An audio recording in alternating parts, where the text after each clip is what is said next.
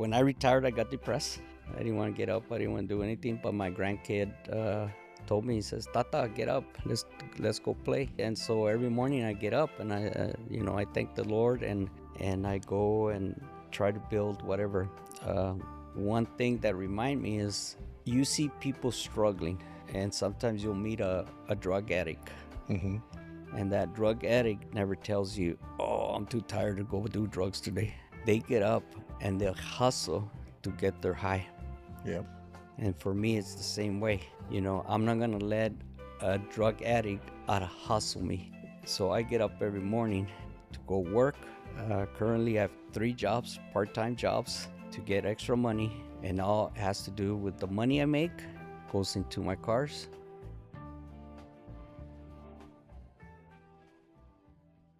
Hello, everybody, and welcome to the Wired Down Show. Before we cruise into the next episode, we'd like to give a shout out to Power Master Performance, our proud sponsor. And here we go, everybody. So we're going to discuss old memories out of Denver, Colorado. Special guest, you can go right ahead, sir, and el profesor, el maestro. You have many names. Let everybody know who you are. Yes, I have many names. My name is Fred Perez.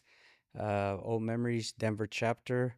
I've been the president for 25 years. Currently, people know me as El Profe Perez on Instagram or Facebook. True friends know me by Fred. Um, and that's who I am. So he's not a scientist. When you think professor and all that, you for many years were a teacher, Yes, sir. elementary school. 3rd grade. That's big time.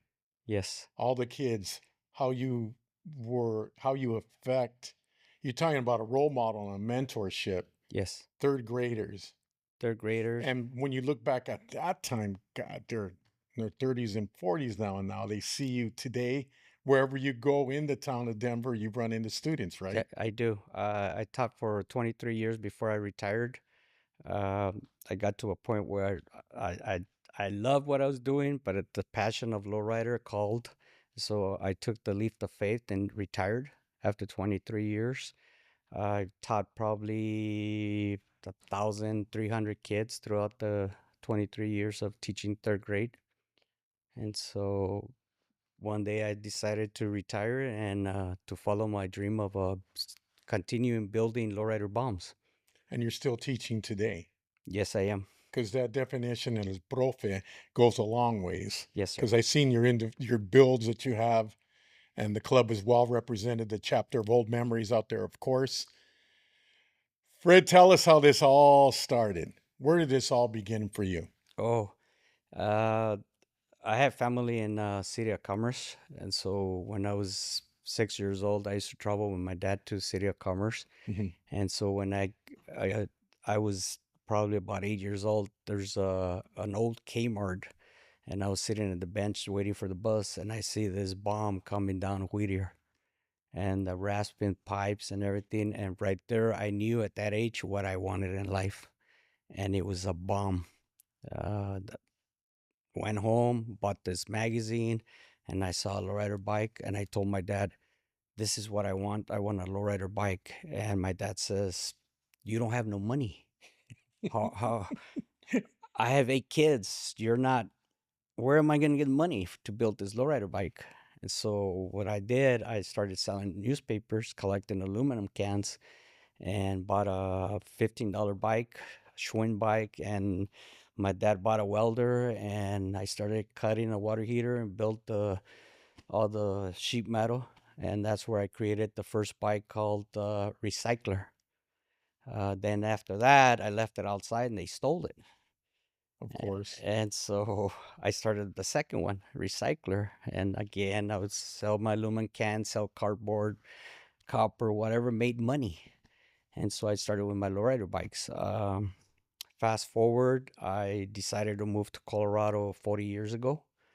And when I got there, I had my lowrider bike, a recycler, and I went to car shows.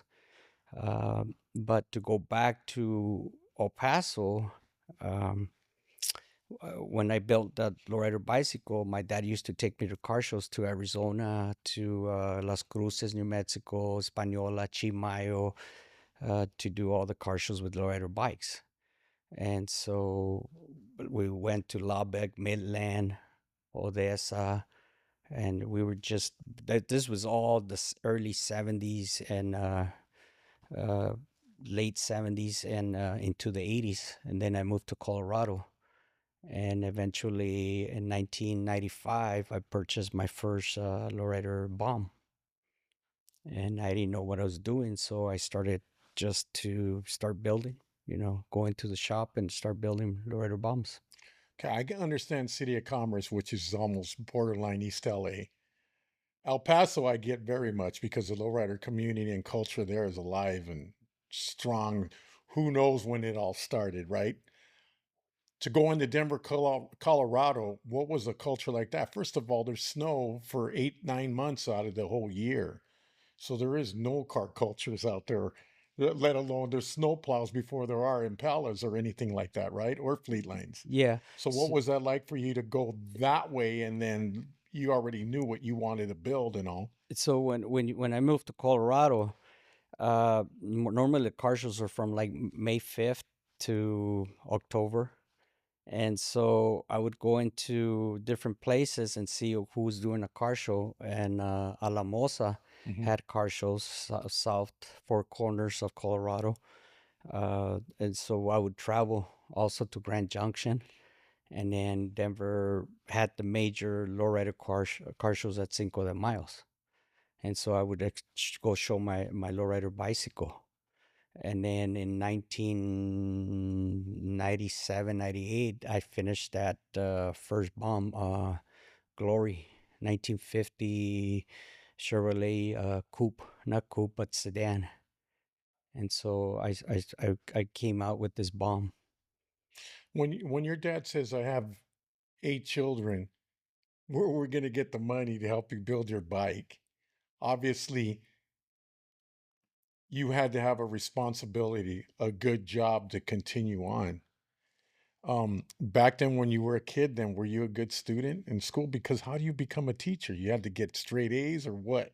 No, I mean, it's just for me, it was I knew what I wanted, lowrider at that age, I wanted a lowrider bike.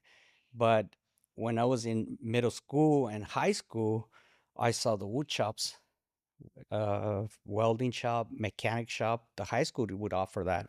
So I knew if I took mechanics, I could use it for building a lowrider.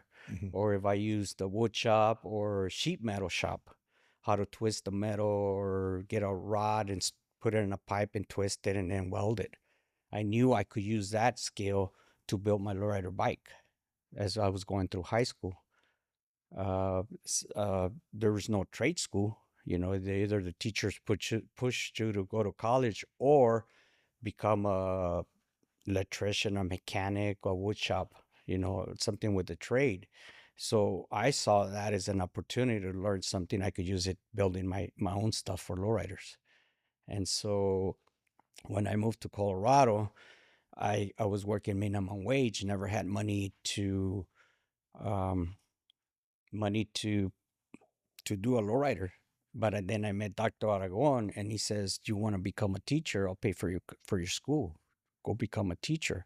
And I saw an opportunity, so I took advantage of it. And he paid my school, my community college, university tuition, my books. So somehow I became a teacher, and I saw, well, if I get this piece of paper as a teacher, I could open doors. It gives me this paper to open doors for a career. At the same time, I was building the lowrider cars. For But me, growing up with the bikes, though, Fred, growing up with the bikes is an education by itself. Then falling into third grade and teaching the kids, I mean, that's an experience and an education on its own growing up. So you got to feel for what the kids, giving them responsibilities to earn things that falls right in place when you're teaching and you remember when you were a kid and what you had to go through and you got to instill that in all the kids. yes. And so when I was at the university, uh, I would walk into the classroom, and then you would see Dr.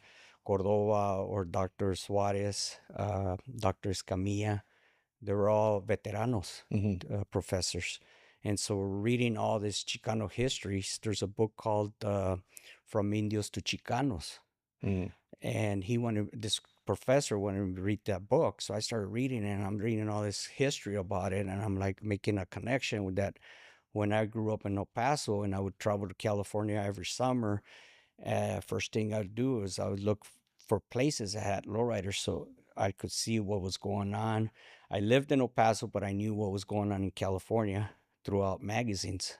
There were different magazines at that time. I think there was a magazine called Kyobo, Hmm. um, and other magazines. So I would see where were the car shows, and I would tell my dad, take me there. And so my biggest fan was my dad. He would always take me there. And so then I would go back to El Paso with this energy, and I would start building the bicycles or the cars or whatever. And so when I was back to Colorado with the university, I was reading this book, and I said, "Man, if we could go from Indios to Chicanos, what if I become a Chicano, a cholo, to a teacher?" And so I was like, "Okay." So I ended up going teaching third grade for 23 years before I retired. Wow. And And the class, I was out there. I had the opportunity. Blessed to see that atmosphere that you had with all the kids and some of the cars you built and all the kids coming out in excitement and listening to every word you had to say. So you were more than a teacher, like I said, role model and all that for the kids to remember all of that and the opportunity to see something that's hand built.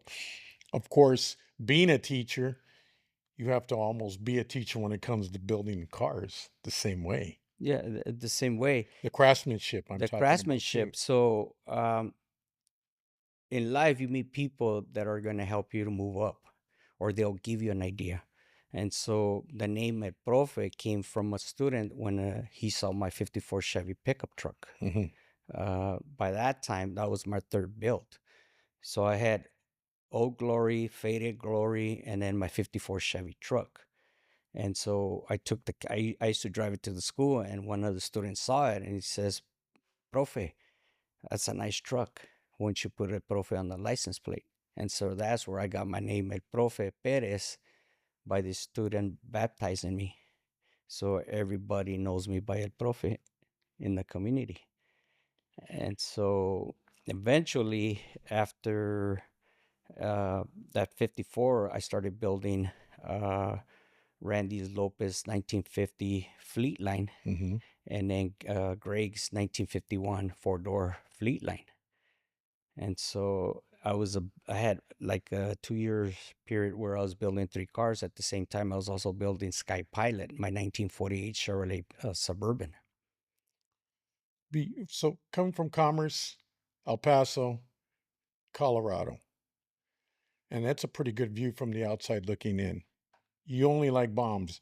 No Impalas, N- nothing like that? No, Never? no, I like No them, but Grand Prix? no Grand Prix, Nada. no Impalas. It has to be something that's unique.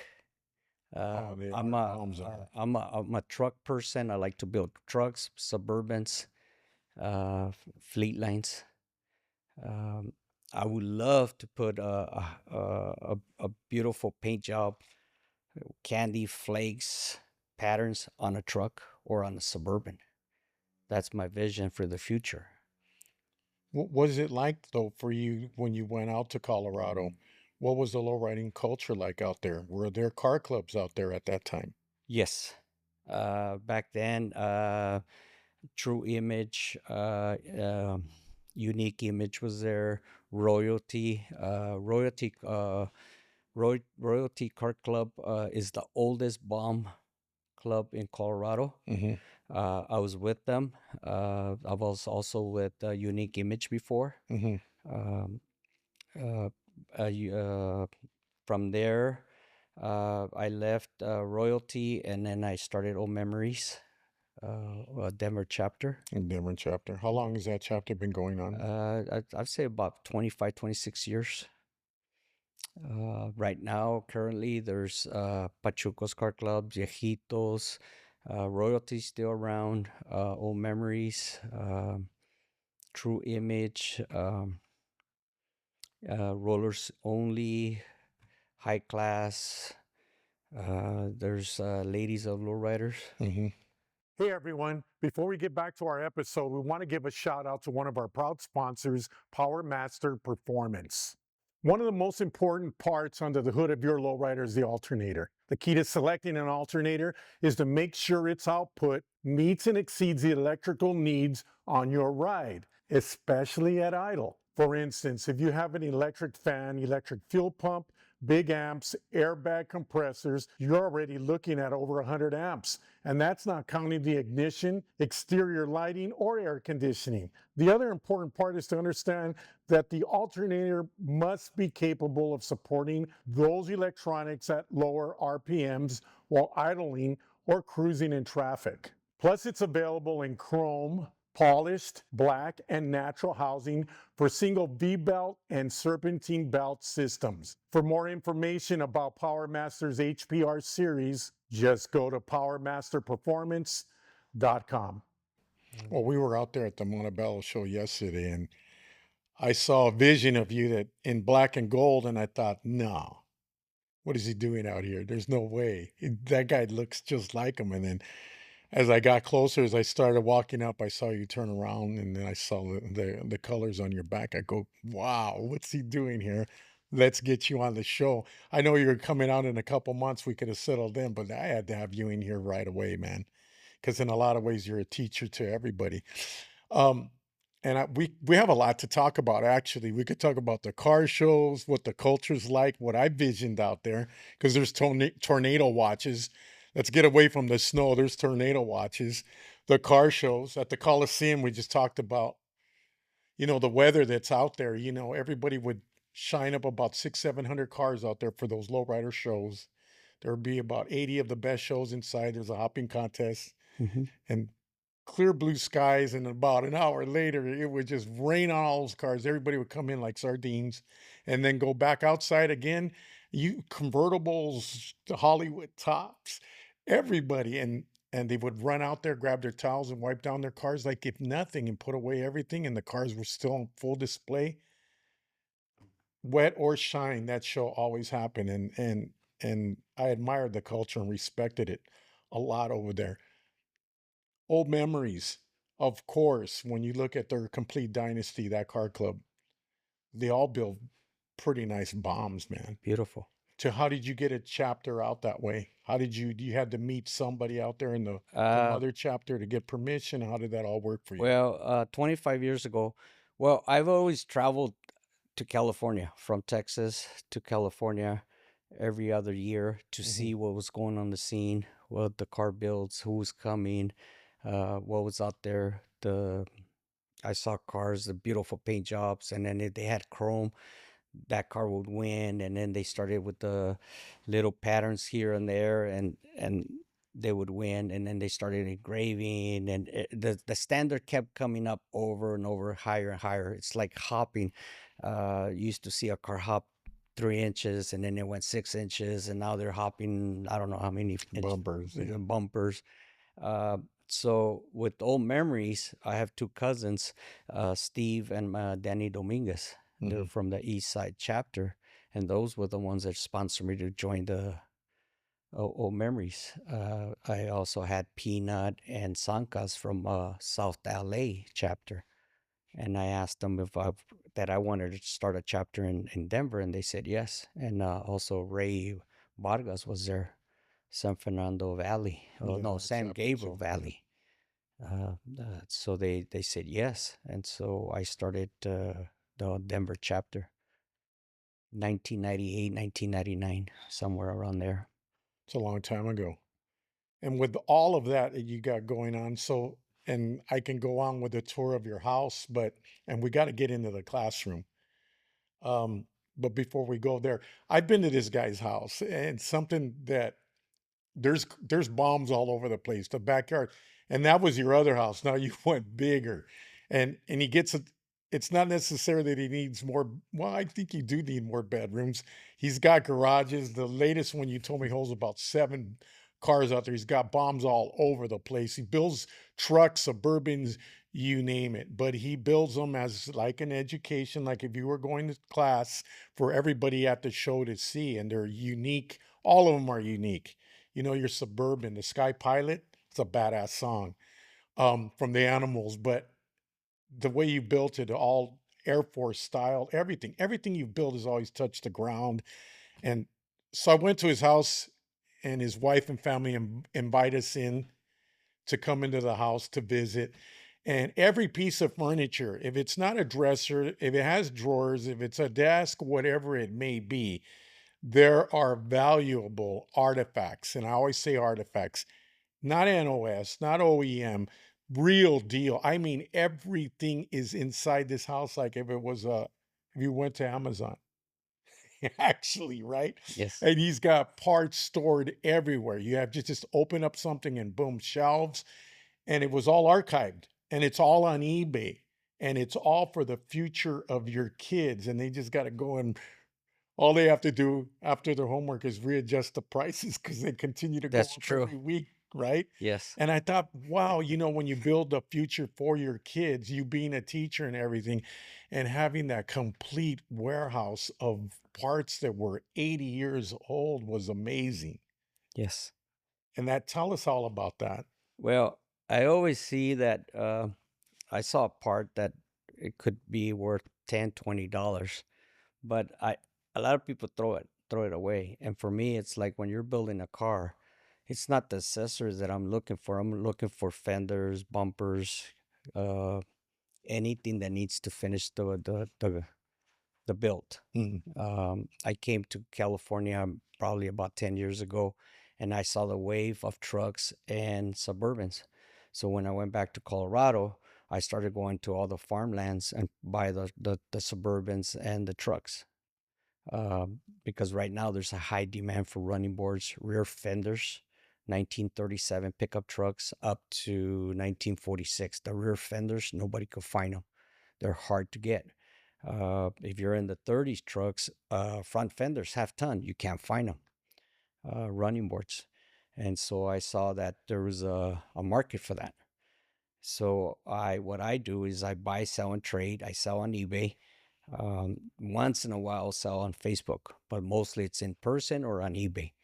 Hard demand parts, Suburban seats, the Sergeant stripes, anything that's Suburban or trucks. Um, so I was blessed to buy this house with a warehouse building, Mhm. and that's how I provide my sources of income, where I'll sell parts to put money into my cars. And so, Back then, I know you were welding. There were engines out there. You were doing body work, you were doing paint, you were doing all of it. And that was a while back. I'd say we were there, what, 10 years ago? We went to visit you.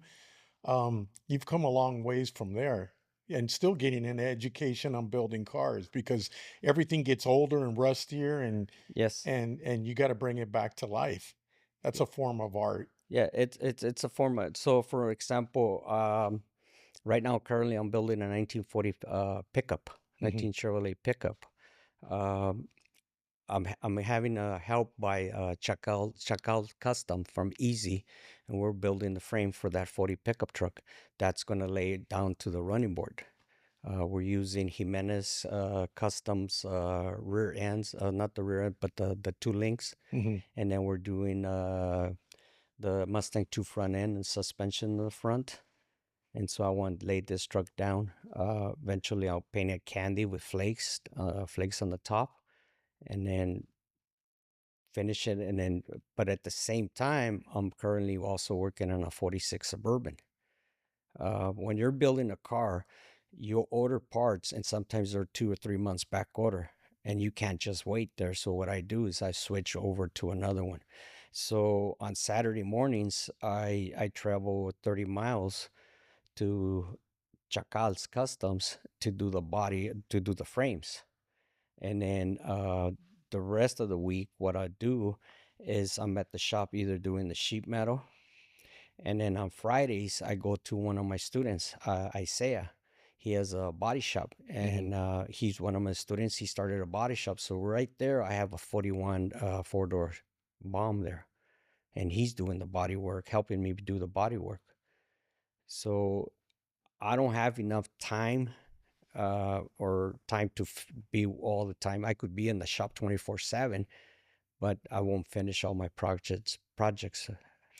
When you're building something for somebody or for yourself, and you need a certain part, you can go into the kitchen, open up something there, and pull that part out. Do you ever get to the point where your warehouse starts to deplete and there's only so many of these parts left that you don't want to use them, you want to keep them in their box and not touch them? It's hard for me to sell because I could always see it as There's so much love in every part you have. it's love. They're unique, and then the question is, I might need it. Yeah, one Uh, day. I might have four of them, and I'll say, well, I might need this part, especially if it's 1937 pickup truck parts. They're rare, they're hard to get. It's just I see it, and my wife, my boys, they tell me, well, once you sell it, I said I can't because I might need it, Hmm. But every day I wake up, God gives me an opportunity to find ways to make money. These parts that are also God given, all these OEM parts you have, everything that you do, and you're a teacher. Um, you take them, put them together, and then you take a vehicle like that, a nostalgic vehicle, relics, and then you slam them on the floor that you're talking about right now, right? You lay these things out on the frame. That's the look you want. That's the best look for all cars. Doesn't matter. Um, what is it that mostly that you do? Do you do suspensions too? Airbag suspensions, I I, hydraulics? I I'm not, I started doing the sheet metal because Yeah. I didn't want to pay somebody else to do it. And I started prepping cars. What I do is I prep the cars and then I hire the painter, Hmm. depending who's going to paint it. Uh, on suspension, uh, I do sheet metal welding, and so when you're doing suspension, you need somebody that's certified welder. And that the reason is anything breaks, the insurance is going to tell you who was the welder. Right. And so if you don't have a certified welder, they're not going to pay your claim. And so you have to watch that who's actually welding it. You're not going to do Different gauge of metal too, right? different gauge of metal. Do you install airbags, hydraulics? Yes, I do. You do. Airbags, Mostly hydraulic. for the bombs, it's all It airbags? just bombs. No No, I know, impounders. but mostly it's airbags or is it hydraulics? The 40 pickup truck's gonna have hydraulics. The Suburban's gonna have airbags. What do you prefer more? They're the same. Uh, That's what I try to say. It's just whatever gets you down on the floor, right? They're the same. uh, If you know how to install it. yes. It's the same system. Yeah. The dumps, the valves, they're the same. The only thing with hydraulics, the batteries and the oil. Yeah. Four batteries compared to one battery for the airbags. Yeah. When you hit the switch with the hydraulics, that sound of the hydraulic that makes it, Yeah. it's good. With the airbags, it's just the sound of the compressors. If you could live with the sound of the compressors, then they're okay. Maybe the sound that when it's coming down, it makes a different sound. Everybody thinks because it's air that you get a better ride. But no, if you have the right proper coils and the right installer, Hmm. they're both the same. They both leak, right? They both leak. That's cool though, man. Let's go back into the classroom. All the kids, all those generations of kids. And now you run into them wherever you may go. You run into them all the time, right? And they remember you. And obviously, it's something that they learned in class, whether it's math or it's history. You taught a different type of history in there, though. We just touched a little bit on Chicano studies, and you were different, you said. Yes. There's books to read. Um, so there's another book called Chato's Kitchen. It's a Chicano book about a cat that is in the neighborhood in the barrio. The cat's name is Chato. Chato, the Badass. Chato, the cool cat.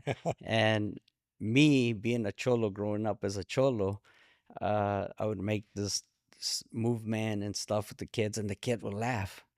And they were like, "What's going on here?" And so I would read the cats, and then at that time you had the homie cards, and I had one student had a book collection of homie cards, not baseball cards, but homie cards.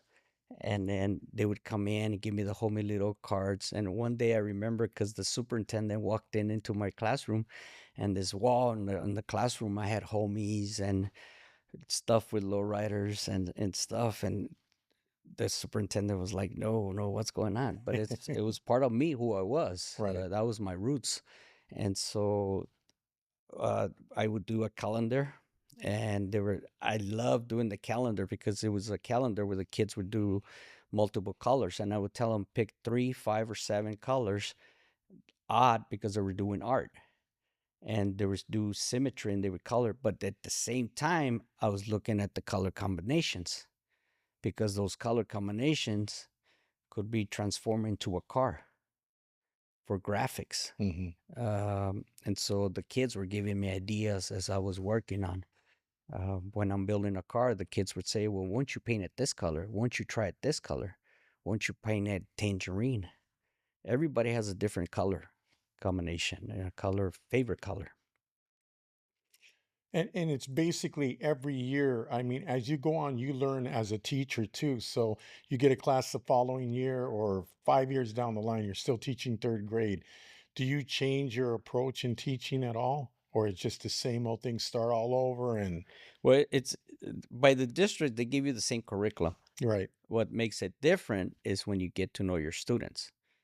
You start asking them questions, what they like, dislikes, and then let's say you have a student that doesn't like to read but loves math, so you focus your curriculum in teaching math by using math books, math reading, read the books in math, read to the kids in math.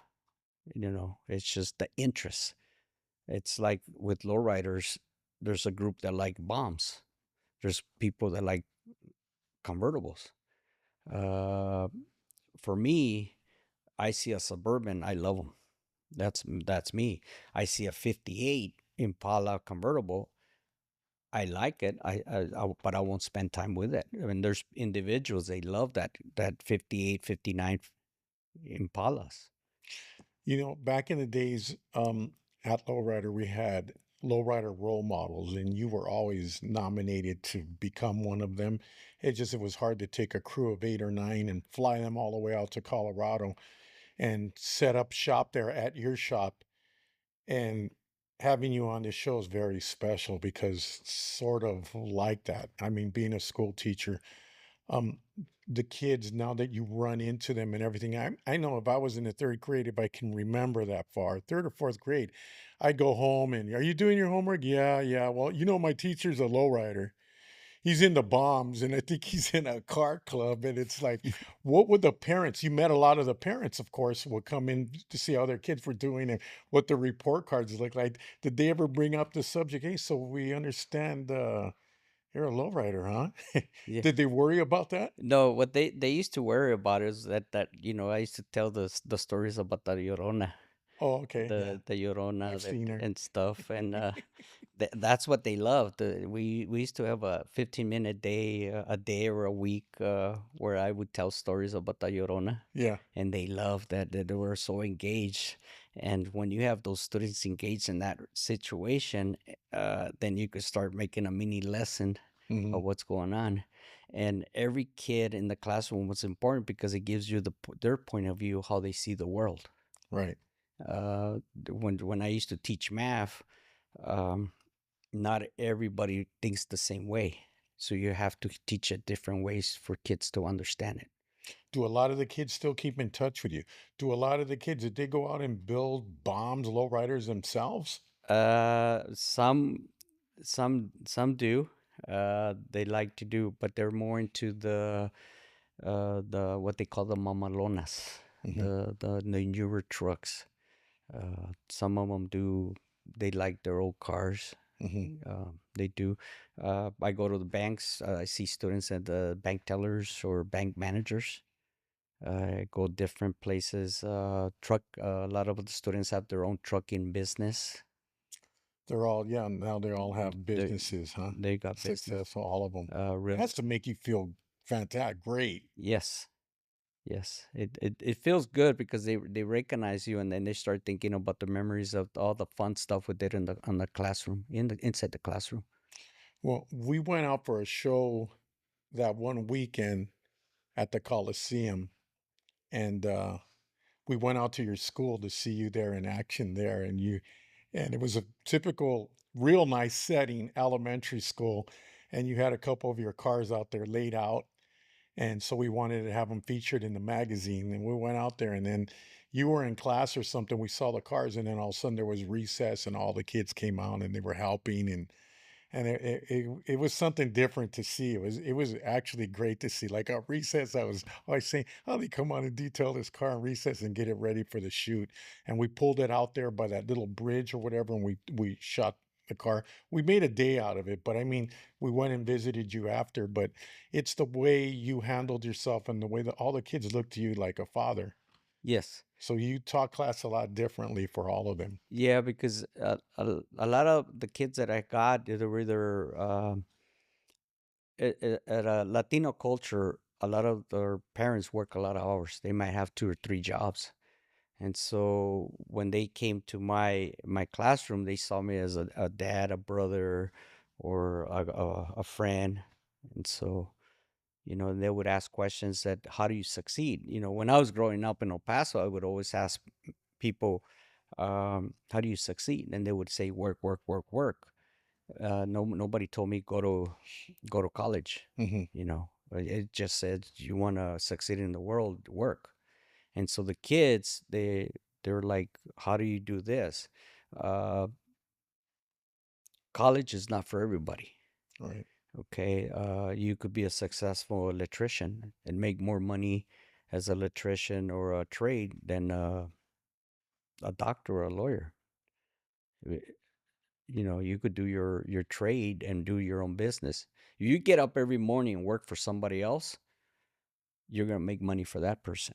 Right. But if you wake up every morning to make money for yourself, to move forward, you know. For myself growing up, I went to Catholic elementary school my whole life and high school. And I was fortunate, I was lucky, I was blessed. To this day, when I look back at who I am and what I do, of course, I'm not perfect, but I have my bads too. But I feel that I'm blessed along the way, and I always go along. Remember my teachings, and now it's my turn to teach. And God bless you or whatever. I always bring in got into the picture with everything we're doing because we're all blessed no matter what. Um, your classroom, I had religion. I had 30 minutes of religion all the time. I was the altar boy. I did all of that all the way through high school. You teaching from Indio to Chicano, you teaching Chicano studies in class had to have an effect to make because that's what I think with all different nationalities today. You need to know about your heritage because there's certain movies like Apocalypto, and I'm Mexican, right? Mm-hmm. Half Mexican, but watching Apocalypto, that movie made me feel a whole lot different, more proud of the race and where I'm from.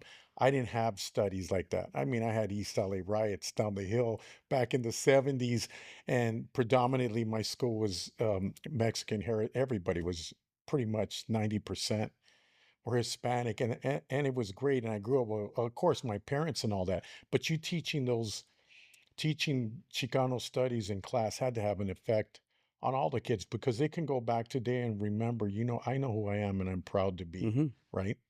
You know that for a fact. Yes. That's good, man. So to go back in the classroom, I had a poster. I think it says 460 years of Chicano history. Hmm. And so on this poster, you have Benito Juarez, Emiliano Zapata. And so the kids I'm teaching about George Washington, Abraham Lincoln, but at the same time, because I was a bilingual teacher, I would teach them about Benito Juarez, Emiliano Zapata, Corky Gonzalez from Denver. Hmm. Um, there was a picture of a 48 or 47 four-door bomb there with the little chola on the corner, and kids were asked, "What's going on here?" And so we would talk about, uh, I would come to Chicano Park in San Diego and take pictures, and then take those pictures, show them to the kids. Look, this is where in San Diego is Chicano Park, and look at all the art. And they would love seeing that picture because on a book, they limited what you could see, but in a picture, they could Google it and they could see their actually history, what's there. And so when to go back to the university, when I was reading all these Chicano books, I was like, well, wait a minute, I'm reading my own history. If I never came to take classes at the university for Chicanos, um, I would have never known. But that at the same time, I was living it. I was living Chicano in the 70s and in Texas, in California. Going from there into the culture of lowriding in Colorado, it's changed. It's come a long ways. Yes. Even from me witnessing, and I'm lucky to see the shows every year in the caliber of cars. When we're doing shows out there, you have the Techniques Car Club, their chapter out there. Wow. High class, the same thing too. I see the painters now. Um, the Pachuco's Car Club, damn, their lineup too, just like your lineup of old memories. Half of your lineup were your vehicles. Man, you built some bad rides, Fred. When you go back, we're in Legends Lounge. This is part of the studio, and you deserve to be seated here, right? Not just because of role model and being a school teacher, but some of the cars that you've built. It's going to take something like the car clubs I just mentioned. The caliber of cars that they build raises the standard for everybody to look at, and that's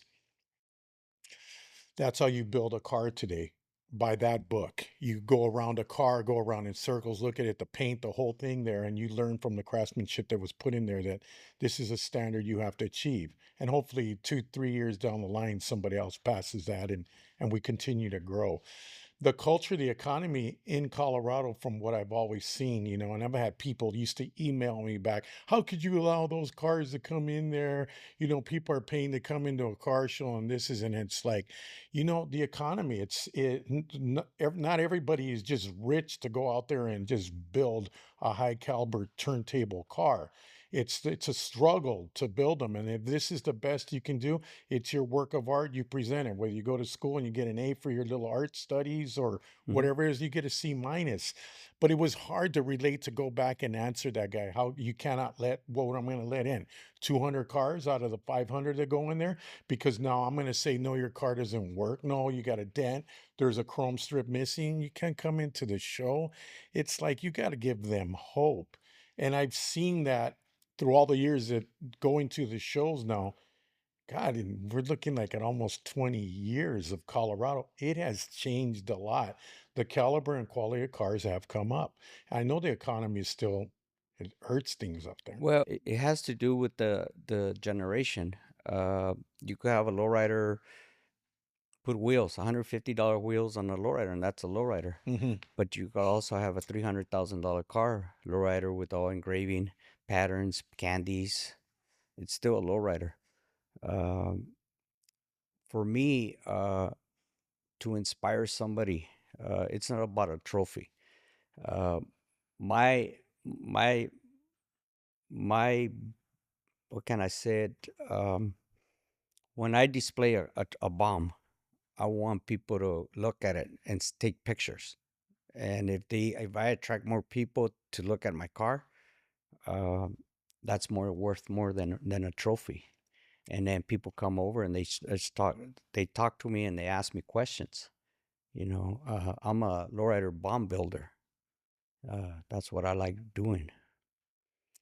You're a history book there with your display and all the parts and all the accessories, everything that you have there. There's a story to tell with every item around your display. and the whole lineup is beautiful. And then you change it up the next year. You're constantly innovating, well, so to speak, from the 30s and the 40s, right? 50s. Mhm. You're in there and you're showcasing and you're holding up the culture that is Colorado. You and a few other top Mhm. builders and out there, and it's cool to go out there into the show, see the same faces year after year. But people don't get it. The economy, it's everywhere. Where you go to El Paso, I we just talked about El Paso, and I love New Mexico too, but it's a different economies that are out there. We just also talked about leaving California. You were from there. You're here this weekend, and how when you leave this state, how everybody's more humble and more appreciative. And that's where you got to get out sometimes and Mhm. just go that way. It's like going to church. I've always said that. But do you see the differences from California? You're out here this weekend, and then when you go home, it's like taking a step back and this is who I am. You get out of that little rat race over here and you go home and it's more appreciated. The cars might not be the greatest cars in the world, and there are some of them that are built over there that are lowrider of the years, bombs and traditionals, but there's only a few guys that can afford to build like that and clubs that can outshine other clubs. But it is a struggle out there, especially with the weather and all that. So I met this young man this weekend. He's a ninth grader Uh-huh. from East Side Old Memories Chapter, and he says, "I want to go into building bombs, lowrider bombs, and I want to open my shop." And I said, "Just buy tools and go into a body shop and start helping them." That's what I did. I would go into a body shop and just learn and would work for free just to learn. So I told this ninth grader from East Side Old Memories, and I said, just go into the shop, learn whatever you're gonna do. If you mess up, you learn, and Exactly. that's what I do. With my builds, I've learned, and if I mess up, I learn from it. But those are the tools of the trade, Hmm. experience. Because when you look at tools to build or to repair a car from the 40s, 30s, and 40s, Fred, it was kind of basic stuff. I mean, for those times, that was innovation back then. I took apart a 48, the front end of it. It took me 3 days to get the front end off of a fleet line, and it was another animal. I mean, the tools were basic, Hmm. but I'd have to take that thing apart 10 times to finally learn how to use a tool. Whether it was a pair of pliers or, like they say, a butter knife, Hmm. it's learning what the type of designs and skills that when we were building cars back then, just getting out of a war, right? Building Hmm. cars back then, and the amount of bolts and nuts, 40, 50 bolts to take off a grill in the front and the back. Bumper comes off with nine, and trying to understand what was the mindset back then when they built cars. Hmm. And you have to go through that experience. I did, maybe with one car. I'll never go back that way again because you have to show a lot of love for it and understand. You put yourself back in those times, Hmm. and that's what you do. Hmm. So it's a different type of experience that they got to go, and every one of them is different. Yeah, and so y- I specialize on bombs from 1935 to 1954. Hmm. And so if I'm at a swap meet and I see a fender, a boat, uh, I know where it goes.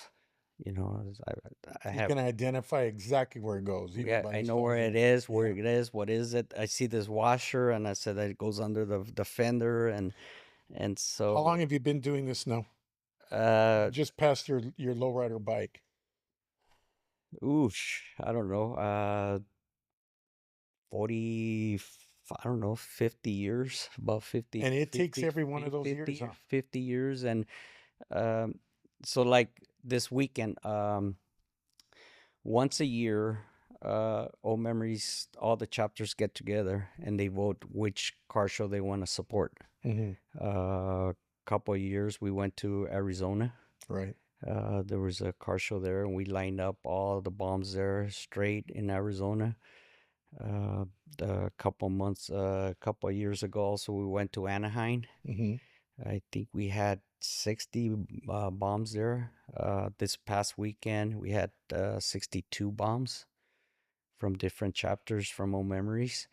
Uh, the reason I come is one, so I could still continue the Brotherhood with Old Memories, but at the same time, I'm walking around getting ideas what I want to do and what I see and what I like to on my next build. Um, How many chapters are in Old Memories? oh, I You lost had count. 62 cars just out there. Imagine all the ones that couldn't make it or the traveling, whatever it may be. And there are quality cars. I Uh, mean, every chapter's got about two or three badass cars. we're missing El Paso, El Chuco, Odessa, Tucson, Phoenix. We're still missing Las Cruces was not there. Japan was not there either. Hmm. But eventually, when we get together, all the chapters go. We could probably have 200 bombs there, and so it.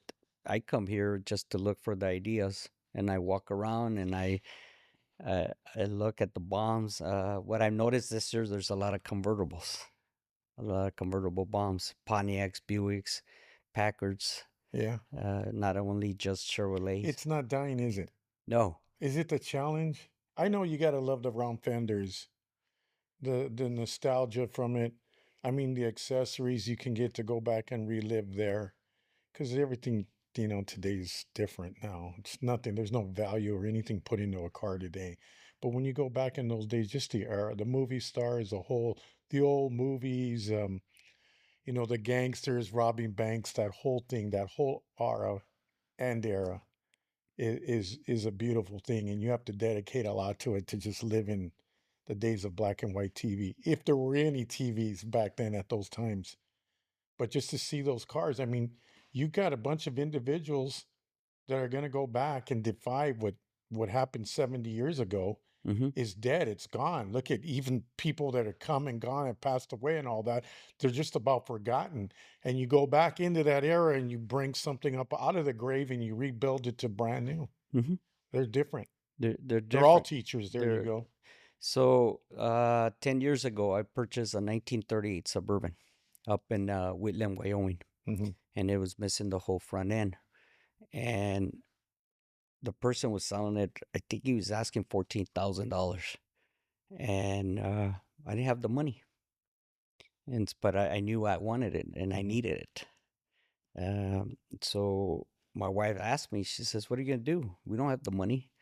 I said, "I'm gonna go to the bank," and I put my car, my 2008 Honda, as Hmm. collateral, so I could get the money to go buy that 38 Suburban.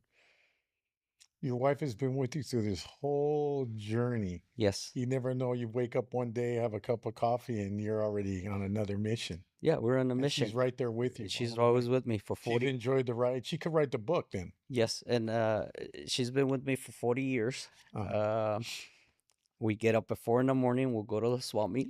You're just saying this right now because she's in the studio No, watching. no, everybody that knows me Yeah. knows that I go to the swap meets and that I'm trying to buy a visor, and I said, I don't have that kind of money, and they'll turn around. He says, but your wife does. She has a checkbook. I that's said, that's the bank right it's there, just the right? bank, and so my wife goes with me all the time because the day I pass away, she knows what I bought, what I paid for, and how much she needs to sell it, Your kids too. and my kids too. That's They're why. still deeply involved. Your kids even more now. Back then they were young, small still. Well, they're in their 40s, so late 30s, early 40s. They got families. They're busy, but my grandkid is the one that's more involved with me now. Uh, Your wife, does she own a car? yes, a What fifth, a what did you fifth. build? I'm building a 1950 Chevrolet wagon, four-door wagon, and Not a bomb though, huh? it's a bomb. Yeah. It's a wagon, four-door, What year? 1950. Oh, okay. There we go. Uh, on that wagon. So what I do, first thing I do is when I purchase the car, um, I take anything has to be chrome. I take it apart and I send it in chrome. I pay maybe $10,000, $15,000 just in chrome. At that time, it takes maybe 3 or 4 months to get it back. At the same time as I'm sent the car to get beat blasted, uh, down to the bare metal. Then I start doing the sheet metal. At the same time, I'm buying all the weather strip because for me, as I'm building the lowrider bomb, the finer details is the weather strip. You could have a beautiful paint job, Oh yeah, weather but stripping's you everything. go there and you look at the glass, the weather strip. They got old glass, old weather strip. It just hurts my eyes. So as I'm paying for the chrome, I'm doing the body work, Hmm. the sheet metal, and then I'm ordering all the glass, the weather strip. The Uh, 50s are badass too. As a wagon, is mhm. that the first car you built for her? No, we started with the 41, 20 years ago, 41 four-door, which I'm Mhm. still working on Still it. working I'm on it? still working on it. It's just, she comes with me and she says, I want that truck. Like the 1940 truck. She fell in love. There's a guy here in California had a 40 beautiful truck, and we saw it maybe 8 years ago, and she says, I want my truck. So she puts the seed, and so I go look for the truck. And so What are your favorite cars you've built? And you have many of them. What is your most favorite? it's like you asking me which is your favorite son, Yeah. and there's none of them I don't know. because every single one of them has his own spirit. Hmm. Um, Which one is you got that one of them has to be your favorite. Either it's a truck or it's the Suburban. well, the Pick one. the 54 Chevy truck, El Profe, Yeah. a lot of people love the colors, the Yeah. color combination, Yeah, they're and beautiful. so it's like a magnet. Sky Pilot, people love that Suburban, Baby especially if blue and the, navy blue, that thing's yes, badass. and it has the sergeant stripes, the picket fans or picket The fence. history on that Suburban? The history of that Suburban is I bought it at this place in Kingsburg, Colorado, and it was in a storage. And so I ended up paying $2,000 for it. And when I was taking it out, the guy says, "Don't forget to come back and get the other truck that goes with it." And they had artilleries and sun visors on that truck. When I bought the 48 Suburban, it was a U.S. Air Force Suburban, Yeah. but it was stripped down, had no front end, no doors, no nothing, no seats. But I saw the vision, what I wanted, because prior years I'd been in California and I saw this beautiful Suburban and I fell in love. Uh, the thing is that Sky Pilot does not get the same attention as my 54 truck. Okay. Sky Pilot. That's a badass song, like I mentioned Yeah. before, but that's a pretty cool name that you came up with. But as I remember, you like all the old classic music too. Yeah. You are very different. So when I was building that, the song says, "How high can I go?" Yeah. And no matter how it is, when you build a lowrider bomb or any lowrider cars, your fame is only going to last 3 years before somebody else comes back and brings you down. Right. Yeah, you could be the king of the hill, but in 3 years, somebody else is going to come. It's their glory. Right. And you just sit back, let them enjoy it, and then you build another one. And that's the addiction that you have with lowriders. I wanted to improve it. I need to do better.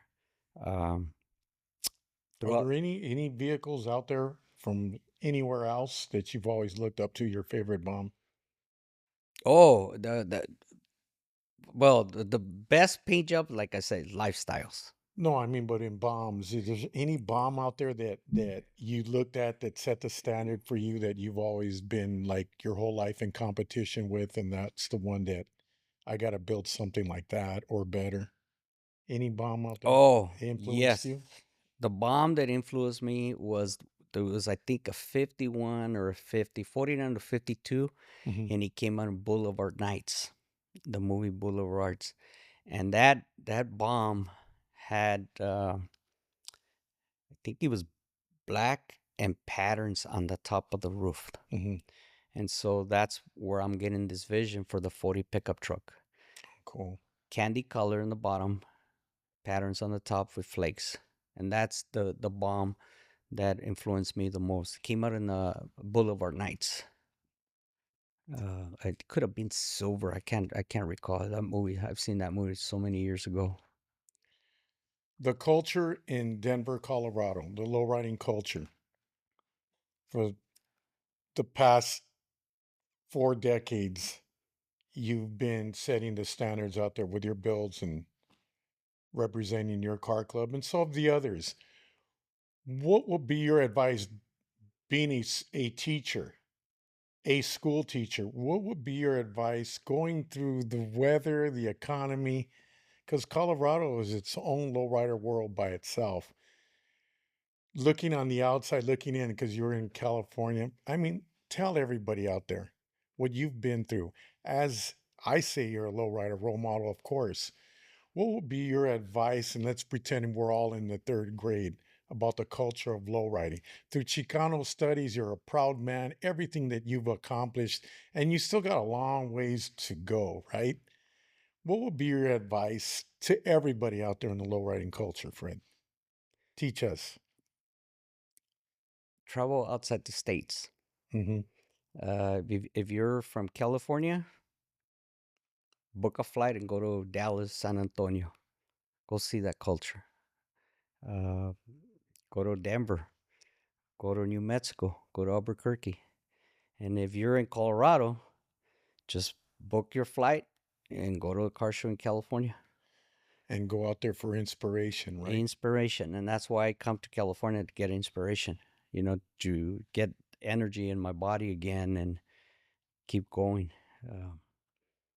Uh, there's a car club in Colorado called Compas, Oh, yeah. They've been there a while, haven't they? and Al does Uh, Friday Night Cruise, and Chris, and they move the movement over there. What I like about Colorado car clubs is no matter who you are, we all talk to each other. We support each other. is Um, that the way it's always been since day one? no, it's just regular. Back in probably late 90s, it Yeah. was different because of the competition. Hmm. But what I like about is like if you're traveling from Colorado to Las Vegas or California Car Show, and there's different car clubs coming over, and somebody breaks down, they'll stop and help you. You know, you go into Instagram or Facebook and says, "Hey, I broke down. I need a trailer tire," and boom, somebody goes there and helps them. And so everybody helps each other over there. And that's a beautiful thing about low riding. When you do go travel and you do visit, for all the out of town and out of state car clubs that go out there to support a local show that's held or an annual show that's out there in Colorado, whatever it takes. And I know a lot have gone through the snow and trailers and all that. But when you ask everybody, was it worth it? They all say, yeah, just to understand that they're invited there. And it's like, welcome. Everybody knows who you are already, what cars you have, what your club's all about, your whole history, and everybody's it's like one family. They all invite everybody to come out, and you got to experience Colorado, and it is beautiful downtown.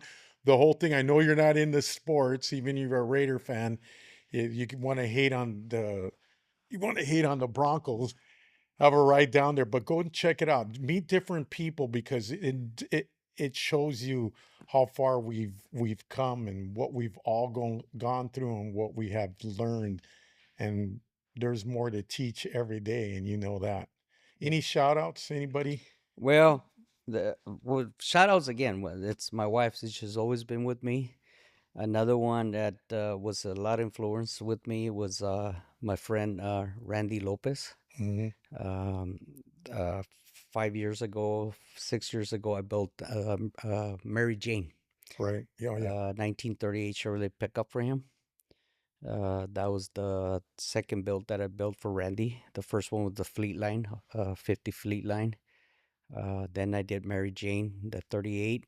And then now we're doing La Panadera. Oh, wow. And it's a 1935 Canopy Express.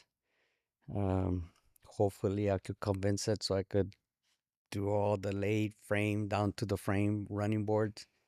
Um, That would be cool. Look, I see the smile and you're still young, ready to go at it. Well, yeah, it's just what else do I shout out to God? God gives me the opportunity to get up every morning and work at my dream. That's why I retired as a teacher so I could do my bombs. Um, uh, I was when I retired, I got depressed. I didn't want to get up. I didn't want to do anything. But my grandkid told me, he says, "Tata, get up. Let's go play. Yep. It's Let's go. recess. It's recess. Let's go Let's go. play." And so every morning I get up and I thank the Lord and I go and try to build whatever. One thing that remind me is you see people struggling, and sometimes you'll meet a drug addict, Mm-hmm.